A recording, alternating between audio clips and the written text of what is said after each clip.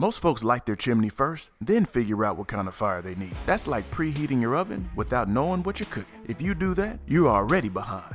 Before you strike that match, ask yourself, what are you cooking? How long will it take? What type of heat do you need? Because if you skip this part, your grill setup might work against you. That's why we use something called the FIT framework: fire structure, intended temperature, and technique. Your fire setup has to fit both the cook and the grill.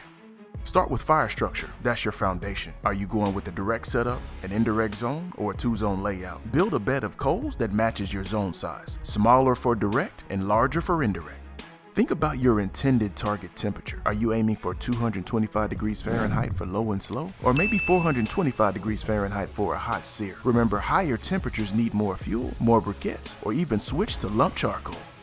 Now let's match your technique. This is about how you arrange the fuel. Are you doing an even spread, banked coals, or using the minion or snake method? Technique shapes how the fire burns and how long it lasts.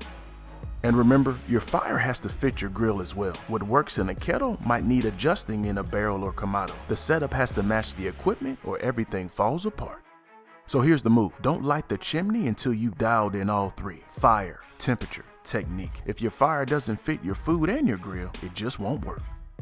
If you want help making those decisions faster, we built something for you. It's called the Charcoal Control Pack, and it's based entirely on this framework.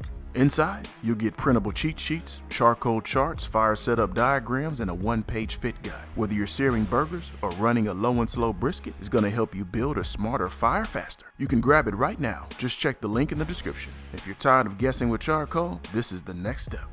And if you got questions about fire management or your grill setup, drop a comment below. Let's talk about it. Be sure to hit that like button, hit that subscribe button, and leave us a comment. We'd love to hear from you. Until next time, grill boldly, serve proudly, and enjoy the process.